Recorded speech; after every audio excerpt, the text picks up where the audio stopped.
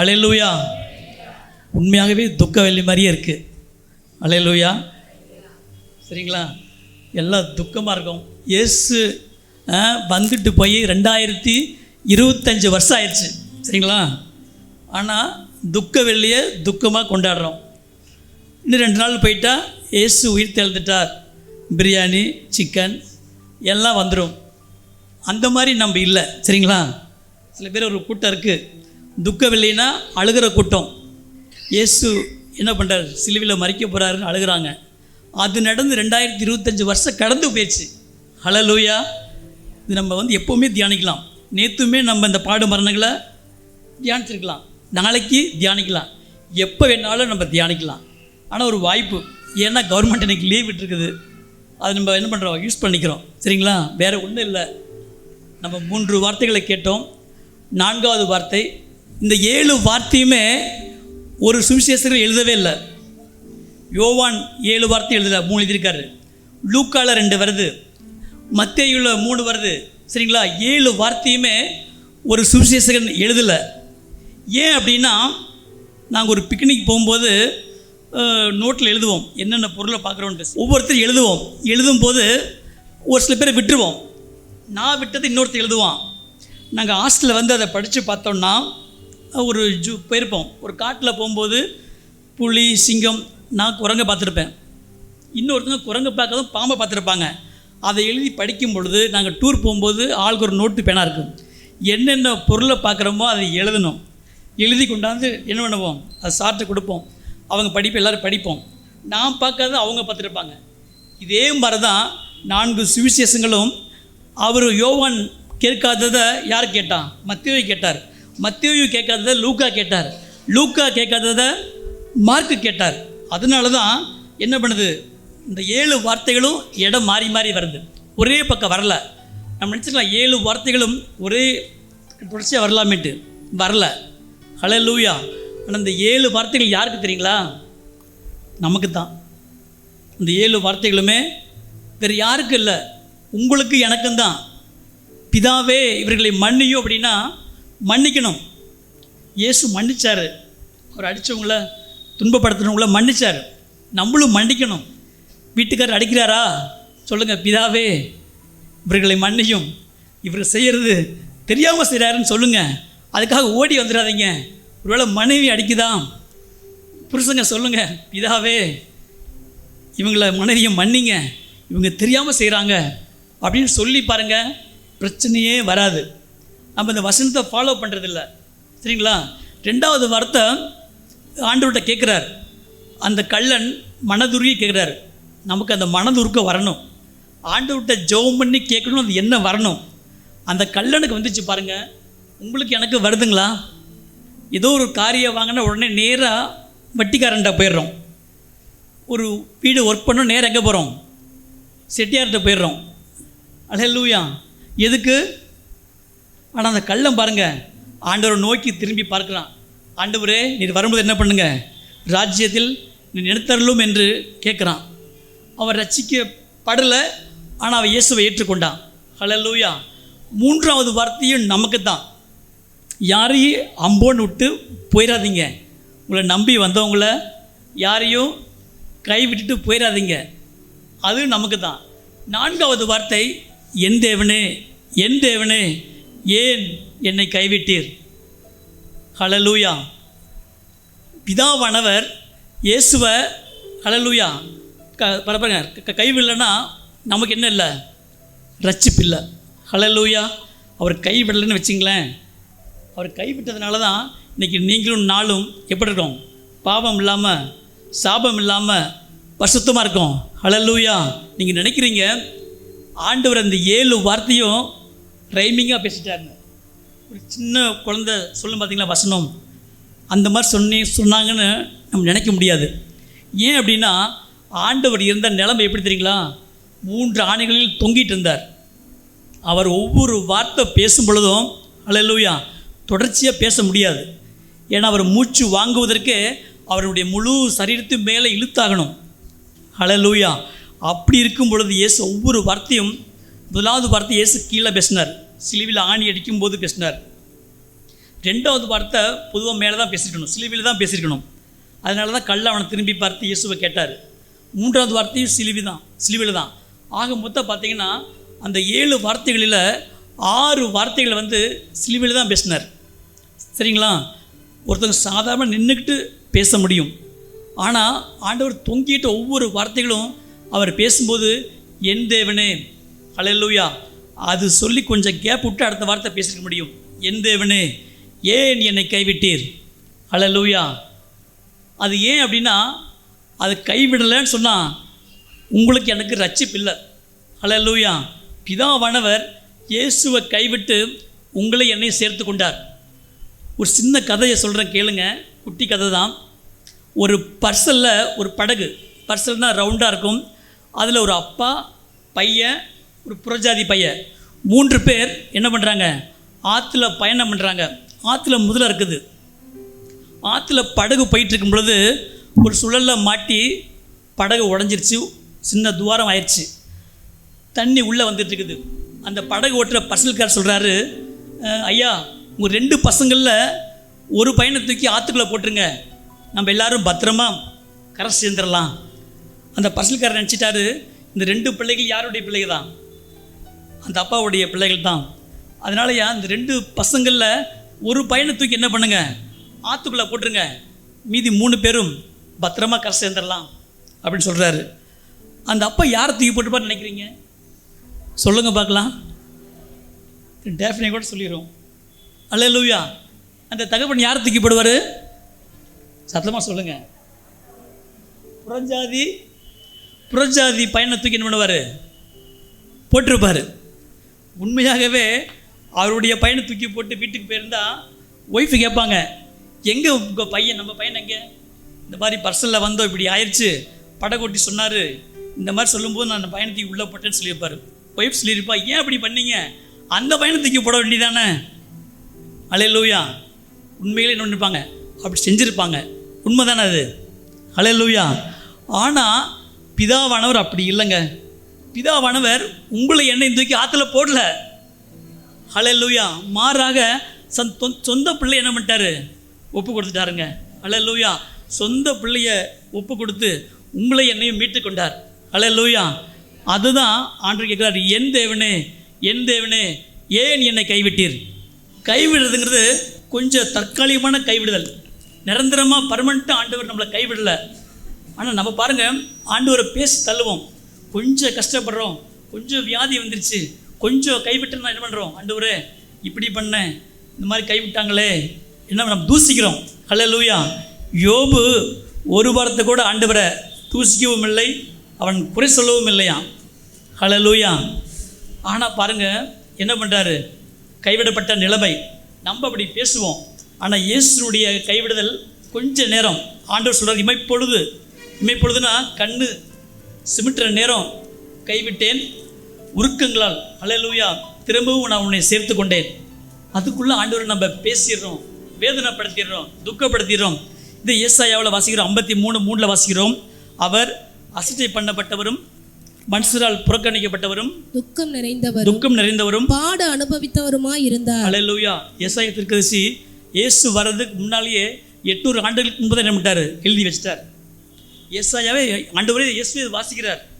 ஏசாயா புஸ்தகத்தை இயேசு என்ன பண்ணார், தேவாலயத்தில் வாசித்தார். தெரியுமா உங்களுக்கு? அல்லேலூயா. பரதேசிகளுக்கும் திக்கற்றவர்களுக்கும் சுவிசேஷம் அறிவிக்கப்படுகிறதுன்னு வாசித்தார். அந்த தீர்க்கதரிசன புஸ்தகம் இயேசு பிறப்பதற்கு முன்பதாகவே யார் எழுதி வச்சார்? ஏசாயா தீர்க்கதரிசி எழுதி வச்சிட்டார். அல்லேலூயா. அவர் எப்படி இருப்பார்? இயேசு கிறிஸ்து துக்கம் நிறைந்தவராய், அவர் கைவிடப்பட்டவராய் இருப்பார். அடுத்தது பாடு அனுகிரகமாய் இருப்பார் என்று ஏசாயா தீர்க்கதரிசி எழுதி வச்சிட்டார். சங்கீதம் 22, அந்த சங்கீதம் முழுவதும் இயேசு எப்படி பாடுபட்டாரோ அந்த பாடு மரணங்கள் தான் எழுதியிருக்குது. தொண்டை தண்ணீர் இல்லாமல் ஒட்டி கொண்டது, 2வது எலும்புகள் கட்டுண்டு போயிற்று, மரண பாதாள கட்டுகள் என்னை சூழ்ந்து கொண்டது. அதை வாசிச்சே வந்தால் தெரியும். 22வது சங்கீதம் முழுவதும் ஆண்டவருடைய பாடு மரணங்களை பற்றி நம்ம வாசிக்கிறோம். தாவீது எழுதின சங்கீதம். தாவீதுக்கு தெரியுது, இயேசு பிறப்பதற்கு முன்பதாகவே தாவீது எழுதி வச்சிட்டார். அல்லேலூயா. எழுதி வச்சிட்டார், இயேசு பாடுகள் பட வேண்டும், அவர் கஷ்டங்கள் படுவார், எல்லா நோய்களையும் துக்கங்களையும் இயேசு ஏற்றுக்கொள்வார். ஆனால் இயேசு பட்ட பாடுகள் மாதிரி யாரும் இந்த உலகத்தில் படலைங்க. அல்லேலூயா. எல்லாருடைய மரணங்களும் கொஞ்ச நேரத்தில் உயிர் போயிடும். ஆனால் ஆண்டவர் 17 மணி நேரம் தண்ணீருக்காக என்ன பண்ணிருக்காரு? ஏங்கியிருக்கார். நம்ம எல்லாம் தண்ணி கொண்டு வந்திருக்கோம். ஆனால் இயேசு கிறிஸ்து 17 மணி நேரம் தண்ணீர் குடிக்கல. அப்படி ஃபுல் பாடியிலேருந்து 6.5 லிட்டர் ரத்தம் வெளியே போயிருக்குது. நமக்கு கொஞ்சம் ரத்தம் வெளியே போனாவே என்ன ஆயிரும்? மயக்கம் வந்துடும். இந்த ரத்தம் தான் என்ன பண்ணுது? ஆக்சிஜனை கொண்டு எல்லா உறுப்புகளுக்கும் செல்லுது. அந்த ரத்தம் போயிடுச்சுன்னு வச்சுங்களேன், மயக்கம் வந்துடும், உடனே மயக்கம் வந்துடும். ஆனால் இயேசு கிறிஸ்துவுக்கு 6 லிட்டர் ரத்தம் வெளியே போயிருக்குது. முழு ரத்தத்தையும் நமக்காக சிந்தினார். அதை நம்ம நினச்சி பார்க்கணும். அதை நினச்சி பார்த்தோன்னா நம்ம மறுபடியும் பாவம் செய்ய மாட்டோம். மறுபடியும் இயேசுவை கல்வாரி சிலுவைக்கு அனுப்ப மாட்டோம். நம்ம ஒவ்வொரு நாளும் நம்ம பாவம் செய்யும்போது இயேசு மறுபடியும் திரும்ப திரும்ப என்ன பண்ணுறோம்? சிலுவைக்கு அனுப்பிச்சிட்ருக்கோம். இனிமேல் நம்ம அதை செய்யக்கூடாது. திரும்ப திரும்ப விட்ட பாவங்களை நம்ம செய்யக்கூடாது. என்றைக்கு ஆண்டவர் நம்முடைய பாவங்களை மன்னிச்சாரோ அதோடு சரி. அல்லேலூயா. ஒவ்வொரு நாளும் நம்ம சுற்றி இருக்கிறோமே தவிர செஞ்ச பாவங்களை திரும்ப செய்யவே கூடாது. அல்லேலூயா. அடுத்தது பார்த்திங்கன்னா, ஆண்டவருடைய சரீரத்தில் பெரிய காயங்கள் பார்த்திங்கன்னா 5480 பெரிய காயங்கள். அருமையான அந்த பால் ஆங்கிலம் சொன்னது போல் ஒவ்வொரு போர்ச்சவங்களும் 6 பேர் அடிக்கும்பொழுது கவுண்டிங் பண்ணி பார்த்திங்கன்னா அத்தனை வந்திருக்கும். 5480 காயங்கள் உடம்பில். அல்லேலூயா. அவர் உடம்பு முழுவதும் காயங்கள். யோபு சொன்னது போல் புழுக்களே போர்வை. நான் போர்வை போற்ற வேண்டியதில்லை, ஆனால் என்ன ஆச்சு? புழுக்களே போர்வை மாதிரி தெரிகிறது. உடம்பை என்னுடைய தோலை பார்க்க முடியல. ஊசி குத்துவதற்கு இடமில்லாத அளவுக்கு புண்கள் இருக்கிற மாதிரி ஆண்டவர் உடம்பு முழுவதும் காயங்கள். அல்லேலூயா. காயம் இல்லாத இடமே இயேசுவுக்கு கிடையாது. அவ்வளோ பாடமரங்கள். ஆண்டவர் ஒவ்வொரு வார்த்தை பேசும் பொழுதும் அவர் கீழேருந்து மேலே ஃபுல் பாடி அவர் தூக்கி தான் பேசி ஆகணும். என் தேவனேன்னு சொல்லும்போது நம்ம இங்கேருந்து ஈஸியாக பேசுகிறோம். ஆனால் ஆண்டவர் சிலுவையில் தொங்கிட்டு இருக்கும் பொழுது வார்த்தை வராதுங்க உங்களுக்கு. ஏன்னா மூச்சு வாங்காமல் வார்த்தையை சொல்ல முடியாது. இயேசு அந்த மீதி உள்ள அந்த 6 வார்த்தைகளுமே 7வது ஒரு வார்த்தையை தவிர அந்த 7 வார்த்தைகளுமே அவ்வளவு கஷ்டப்பட்டு தான் சொல்லியிருக்காரு. அது காரணம் என்ன தெரியுங்களா? நீங்களும் நானும் உண்மையிலே அந்த பாடுகள் நமக்கு தான். நம்ம அடிக்க வேண்டிய இடம். அல்லேலூயா. நம்ம அந்த இடத்துல நம்ம இருக்கணும். நம்ம செய்த பாவங்கள், நம்ம கை செய்த பாவங்கள், நம்ம கால் செய்த பாவங்கள், நம்ம சிந்தையில் செய்த பாவங்கள், அக்கிரமங்கள் எல்லாத்துக்கும் நம்ம அடிக்கப்பட்டிருக்கணும். நீங்களும் நானும் எங்கே போயிருக்கணும்? கல்வாரி சிலுவைக்கு போயிருக்கணுங்க. அந்த ஸ்டோரி மாதிரி தான் பிதாவானவர் என்ன பண்ணிட்டார்?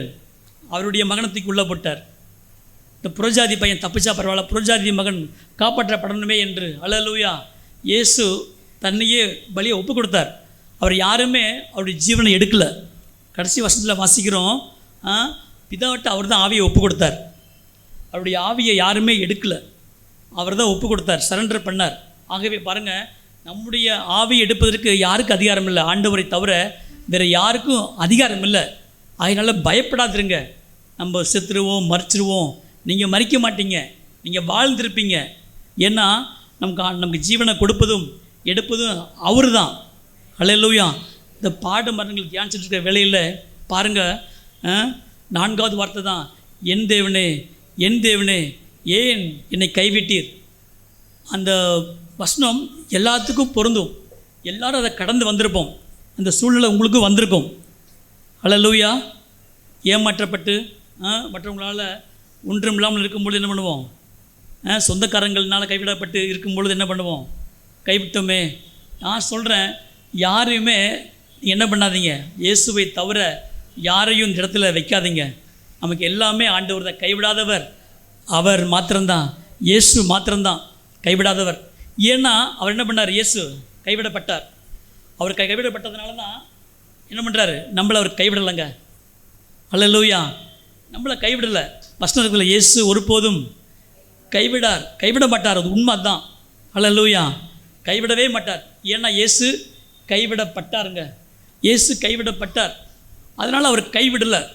அதுதான் 4வது வசனம், என் தேவனே என் தேவனே ஏன் என்னை கைவிட்டீர். ஒரு மத்திய வசனம். இந்த வசனத்தை சொல்லும் பொழுதெல்லாம் உண்மையில் ஆண்டுடைய பாடுகள் மரணங்களை வாசிக்கும் பொழுதெல்லாம் நமக்கு ஒரு துக்கம் வருது, ஒரு கண்ணீர் வருது, ஒரு கஷ்டங்கள் வருது, ஒரு வேதனை வருது. அடிக்கிறாங்க, கன்னத்தில் அரைகிறாங்க, தாடியை பிக்கிறாங்க, காரியை துப்புறாங்க. நம்மளை யாராவது ஒரு வார்த்தை சொன்னால் நமக்கு எவ்வளோ கோபம் வருதா இல்லையா? திரும்ப பேசுகிறோமா இல்லையா? அல்லேலூயா. ஒருத்தங்க அடித்தாங்கன்னா திருப்பி அடிக்கிறாங்க அநேகர். ஆனால் இயேசு ஒரு வார்த்தை கூட சொல்லலையா. அல்லேலூயா. அடிக்கப்படும் ஆட்டை போல வாய் திறவாது இருந்தார் என்று ஏசாயாவில் வாசிக்கிறோம். அல்லேலூயா. ஏசாயா புத்தகத்தில் வாசிக்கும் பொழுது பார்த்தீங்கன்னா 53:3 வாசிச்சுட்டே போகலாம். இயேசு கிறிஸ்து ஜீவ பலியாக ஒப்பு கொடுத்தாருங்க. அதுதாங்க பிரதிஷ்டை. அல்லேலூயா. நம்மளாக இருந்தால் சண்டை போட்டிருப்போம், சத்தம் போட்டிருப்போம், போலீஸை கூப்பிட்ருப்போம், யாராவது உதவி ஹெல்ப்பு கேட்டிருப்போம். ஆண்டவர் பாருங்கள் யாரையும் கூப்பிடலங்க. இயேசுடைய பாடு மரணங்கள் தியானிக்கும் பொழுது அவர் ஏலி ஏலி லாமா சபக்தான் என்றார். எபிரேய பாஷை அப்படியே மொழிபெயர்த்துருக்குது. இந்த வசனம் மட்டும்தான் எபிரேய பாஷை அப்படியே என்ன பண்ணியிருக்குது, மொழிபெயர்க்கப்பட்டிருக்குது. மற்ற எல்லா வசனமும் தமிழில் மொழிபெயர்த்து எழுதியிருக்குது. அல்லேலூயா. இந்த 4வது வார்த்தை மட்டும்தான் லத்தீன் பைபிளில் எப்படி இருந்துச்சோ அதே பாஷை வந்துருச்சு. அல்லேலூயா. பாருங்கள், நம்ம பேசியிருப்போம், ஆனால் நம்ம ஆண்டவரை ஃபாலோ பண்ணுங்க. நம்ம அப்பா எப்படியோ அப்படி தான் நாம் இருக்கணும். ஆண்டவர் பேசாமல் இருந்தார். இந்த அடிக்கிறாங்களா வாங்கிக்கிங்க, உங்களை திட்டுறாங்களா வாங்கிக்கிங்க. ஏன்னா இயேசு அப்படி தான் இருந்தார். இயேசு சண்டை போட்டிருந்தாருன்னா நம்மளும் சண்டை போடலாம். இயேசு திருப்பி அடிச்சிருந்தாருன்னா நீங்களும் நானும் திருப்பி அடிக்கலாம். அல்லேலூயா. திட்டினாங்கன்னா திட்ட வாங்கிங்க. ஏன் தெரியுங்களா, நீங்கள் பாக்கியவான்களாக இருப்பீங்க. மத்தியில் வாசிக்கிறோம், அவங்க திட்டினாங்கன்னா நீங்கள் எப்படி இருப்பீங்க, நீங்கள் திருப்பி பேசாமல் இருந்தீங்கன்னா நீங்கள் பாக்கியவான்கள். நீங்கள் திருப்பி திட்டிட்டிங்கன்னா பாக்கியவான்கள் இல்லை. அல்லேலூயா. திட்ட வாங்குங்க, அப்போ தான் நீங்கள் பாக்கியவான்கள். அல்லேலூயா. அடித்து அடியை வாங்குங்க. இயேசுவை போல் இருக்கணும். இயேசு ஒரு வார்த்தை கூட பேசலைங்க. ஒரு வார்த்தை கூட யாரையுமே அவர் குறை சொல்லவும் இல்லை, அவர் திட்டவும் இல்லை, யாரையும் பண்ணலை. ஆனால் அவர் நினச்சிருந்தால் எல்லாம் முடியும். காரணம் இயேசு ஜீவ பலியாக ஒப்பு கொடுத்துட்டாருங்க. அல்லேலூயா. அந்த பிரதேசத்திலிருந்து இயேசு மாறவே இல்லை. பாவத்துக்காக இயேசு மரித்தார், அவ்வளோதான். அல்லேலூயா. பாதியில் அவர் பயந்துட்டு மறைஞ்சு போகிறதோ ஒளிஞ்சு போகிறதோ இல்லை. அல்லேலூயா. நம்மளாக இருந்தால் இதை வந்துடுறேங்கன்ட்டு எஸ்ஸாக இருப்போம். இயேசு அப்படி இல்லை. காரணம் என்னென்னா, அப்பொழுதெல்லாம் பாவம் பண்ணவங்க ஆட்டை பலி செலுத்தணும். அல்லேலூயா. பாவம் பண்ணவங்க அவங்க சக்திக்கு தகுந்த மாதிரி பலி செலுத்தணும். ஆட்டையாவது மாட்டையாவது புறா குஞ்சியாவது பலி செலுத்தணும். மெல்லிய மாவாவது பலி செலுத்த அவங்களுக்கு என்ன திராணியோ செலுத்தி ஆகணும். ஆனால் இயேசு கிறிஸ்து ஒரே பலியாக ஜீவ பலி ஆகிட்டார். அல்லேலூயா. அதிலிருந்து பலி இல்லைங்க. எருசலேமின் தேவாலயம் என்னாச்சு, திரைச்சிலை மேலேருந்து கீழே கிழிஞ்சிருச்சு. அப்போ என்ன அர்த்தம், எல்லாரும் போகலாம், எல்லாரும் என்ன பண்ணலாம், ஊழியம் பண்ணலாம், எல்லாரும் பிரசங்கம் பண்ணலாம், எல்லாரும் கர்த்தருடைய வேலையை செய்யலாங்கிற மாதிரி வந்துருச்சு. அப்பொழுதும் அப்படி இல்லை. லேவி கோத்திரம் மாத்திரம்தான் அந்த தூபம் காட்ட முடியும். லேவி கோத்திரம் மாத்திரம்தான் தூபம் கட்டுவாங்க. பிரதான ஹைப்ரிஸ்ட் வருஷத்துக்கு ஒரு ட்ரிப் என்ன பண்ணுவார், திருச்சிலைக்கு உள்ளே போய் அவர் என்ன பண்ணுவார், ஒர்ஷிப் பண்ணுவார். அல்லேலூயா. அது ஒரு பரிசுத்தமாக இருக்கணும். அவர் பாவம் பண்ணியிருந்தாருன்னா அங்கேயே செத்துருவார். என்ன கட்டிருப்பாங்க, கயிறு கட்டிருப்பாங்க. அது உள்ளே யாரும் போகக்கூடாது. உள்ளே போகணும், போகிறவனும் செத்து போயிடுவான். கயிற்றில் வெளியே இழுத்து போட்டுருவாங்க. அல்லேலூயா. அதனால தான் இன்றைக்கி சிஎஸ்சியில் கயிறு கட்டியிருக்காங்க. அந்த கயிறு ஏன் கட்டிருக்குன்னு அவங்களுக்கே தெரியல. நீ ஐயர் பாவம் பண்ணாருன்னா கயிற்றை பிடிச்சி இழுக்கணும். அல்லேலூயா. அதுதான் அதனுடைய வசந்தின்படி அர்த்தம். அதுதான். அல்லேலூயா. நம்ம கயிறும் கட்டுறதில்லை, அங்கேயும் போடுறதில்லை. அல்லேலூயா. எப்படி இருக்கிறோமோ அப்படியே இருக்கிறோம். அதிலிருந்து பாருங்கள், வருஷத்துக்கு ஒரு முறை ஆசாரியன் பண்ணுவான், ஆட்டு ரத்தத்தை கொண்டு உள்ளே போவார். போய் என்ன பண்ணுவார், பலி செலுத்துவார். ஆட்டு ரத்தத்தில் பள்ளிப்பட்டில் தெளிப்பார். அதாவது ஆட்டின் ரத்தம் அது பரிசுத்தம் மாக்காது, பாவத்தை சுத்திகரிக்காது. ஆனால் இயேசு கிறிஸ்துவின் ரத்தம் பாவத்தை மன்னிக்கும். அல்லேலூயா. சாபங்களை நீக்கும், கஷ்டங்களை மாற்றும். அந்த இயேசுவின் ரத்தம் இன்றைக்கும் குறைஞ்ச போகலைங்க, இன்றைக்கே வந்துட்டு இருக்குது. அது யார் இன்றைக்கி விசுவாசிக்கிறாங்களோ அவங்களை அந்த இயேசுவின் ரத்தம் பாவங்களை மன்னிக்குங்க. யாருக்கு ரட்சிப்புலன்னு சொல்லவே முடியாது. யார் ஒருவன் இயேசுவை விசுவாசிக்கிறாங்களோ அவங்களுக்கு ரட்சிப்பு. அல்லேலூயா. நீ ஆண்டவர் யாரையுமே புறம்பே தள்ளுறதில்லை, யாரையுமே நம்பது என்ன பண்ணுறோம், ஆளை பார்க்குறோம். ஆனால் இயேசு அப்படி இல்லை, உள்ளத்தை பார்க்குறாருங்க. உள்ளத்தை பார்க்குறாரு. நீ எப்படி இருக்கிற, நீ உள்ள இயேசுவுக்கு பிரியமாக இருந்துச்சுன்னா உன்னை ரட்சிக்கிறார். அல்லேலூயா. அதுதாங்க ஆண்டவர் ரட்சிப்பு. ரட்சிப்புக்கு வேறு எதுவுமே இல்லை. யார் ஒரு ஆண்டவரை விசுவாசிக்கிறாங்களோ அதான் ரட்சிப்பு. இந்த ஆண்டவருடைய பாடு மரணங்களில் நம்ம கொஞ்சமாவது பாடுகள் படணும். இயேசுவோடு கூட என்ன பண்ணாங்க, கெச்சமனத்தோட ஜெபம் பண்ண போனாங்க. யாரும் ஜெபம் பண்ணலைங்க, எல்லாம் தூங்குனாங்க. தூங்குறவங்க என்ன பண்ணிட்டாங்களா, அங்கே யாருமே இல்லை, எல்லாம் ஓடி போயிட்டாங்க. உண்மைதானே? இயேசு மாத்திரம் நின்னாருங்க. அது காரணம் என்னென்னா, இயேசு ராம் முழுவதும் ஜெபம் பண்ணார். யார் ஜெபிக்கிறாங்களோ அவங்க சோதனைக்கு நிற்பாங்க. ஜெபிக்காதவங்க ஓடிடுவாங்க, சபையை விட்டே ஓடிடுவாங்க. உண்மை தானே? பிரச்சனை வந்துச்சு, ஓடிட்டேன். எல்லாம் தூங்குறாங்க. ஏன் சொல்கிறாரு, எனக்காக என்ன சோதனைக்கு விடாதபடி 1 மணி நேரமாவது விழித்திருந்து ஜெபிக்கக்கூடாதா அப்படின்றார். எல்லாம் தூங்குறாங்க. இயேசு ஜெபிக்கலைங்க. இதாவே இந்த பாத்திரம் நீங்கி கொடுமானால் நீங்கட்டும் என்று ஜெபம் பண்ணார். அந்த பாத்திரம் நீங்கலை. பாடுகளின் பாத்திரம் அவரை விட்டு நீங்கலை. அவருக்கு என்ன கொடுத்ததோ அதுதான். உங்களுடைய வாழ்க்கையில் என்ன பாடுகள் வருதோ அதுதான். அந்த பாடுகளுக்காக நீங்கள் ஜெபம் பண்ணாதீங்க. அல்லேலூயா. அந்த பாடுகள் மத்தியில் ஆண்டவர் கிருபை தருவார். அல்லேலூயா. அந்த பாடுகளை தாங்கும்படி என்ன பண்ணுவார்? கிருபை தருவார். அல்லேலூயா. பவுலுக்கு கொடுத்தது போல் என்னுடைய பலவீனத்திலே என்னுடைய பலன் பூரணமாய் விளங்கும். அவ்வளோதான். ஆண்டவரே, இந்த பாடுகள் மாறணும், இந்த கஷ்டங்கள் மாறணும்னு ஜெபம் பண்ணாதீங்க. எல்லாத்துக்கும் ஒரு சிலுவை இருக்குதுங்க. அடிக்கடி சொல்லுவேன், எல்லாத்துக்கும் ஒரு சிலுவை இருக்குது. அல்லேலூயா. இயேசுவுக்கு ஒரு சிலுவை இருந்துச்சு. அதே போல் உங்களுக்கும் எனக்கு ஒரு சிலுவை இருக்குது. அந்த சிலுவையை சுமந்து தான் ஆகணும். நீங்களும் நானும் சிலுவையை சுமந்து தான் ஆகணும். அந்த சிலுவையை அடுத்தவங்கள்ட்ட கொடுத்துரு, ஐயா நீங்கள் சுமங்கன்னு கொடுத்துட முடியாது. ஏன் சிலுவையை நான் தான் சுமக்கணும். சுமந்துட்டு யாரை பின்பற்றி போகணுமா? அல்லேலூயா. ஆண்டவரை பின்பற்றி அவர் நடந்த பாதையில் நம்ம போகணும். அல்லேலூயா. கர்த்தர் ஆசீர்வதிப்பாராக. ஆமென்.